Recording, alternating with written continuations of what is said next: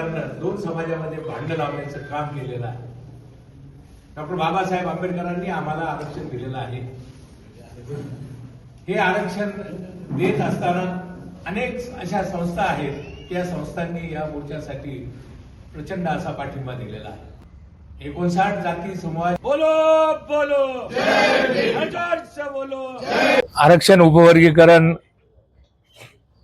संघर्ष समिती नाशिक जिल्ह्याच्या वतीने 22 ऑगस्ट रोजी जो महामोर्चा होणार आहे, या मोर्चासाठी तमाम आंबेडकरी जनतेला, तमाम 59 जातीमधल्या जात समूहातील सर्व बांधवांना, भगिनींना आम्ही आज आव्हान करतो की येणाऱ्या 22 तारखेला आपण या मोर्चाचे साक्षीदार होऊन आरक्षण उपवर्गीकरणाचा विरोधाचा जो आपला लढा आहे, हा लढा यशस्वी करावा असे मी तमाम जनतेला आव्हान करतो। आणि त्याचबरोबर या नाशिक जिल्ह्यातून, या नाशिक जिल्ह्याच्याही महाराष्ट्रातूनही काही कार्यकर्ते या मोर्चासाठी उपस्थित राहणार आहेत। पुन्हा एकदा आंबेडकरी चळवळीतील तमाम या समितीचे सर्व पदाधिकाऱ्यांच्या वतीनं मी आव्हान करतो की या मोर्चासाठी आपण लाखोंच्या संख्येने उपस्थित राहावे।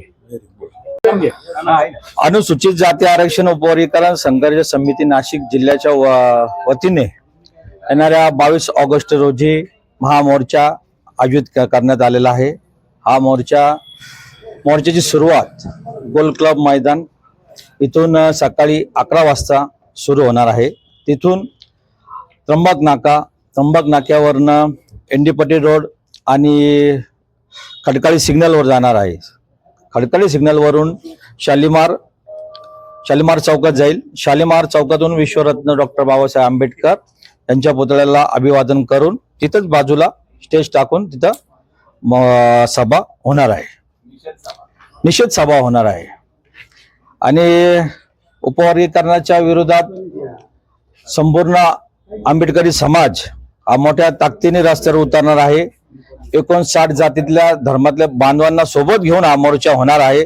मी तमाम फुले शाहू आंबेडकर विचारांच्या बांधवांना मी आवाहन करेल की आपण सर्वांनी या येणाऱ्या 22 ऑगस्ट रोजी महामोर्चाला मोठ्या संख्येने उपस्थित राहावे। जय भीम, जय संविधान। भारतीय संविधानाचा, क्रांतीवीर महात्मा ज्योतिबा फुल्यांचा, छत्रपती शाहू महाराजांचा, परमपूज्य डॉक्टर बाबासाहेब आंबेडकरांचा रद्द करा।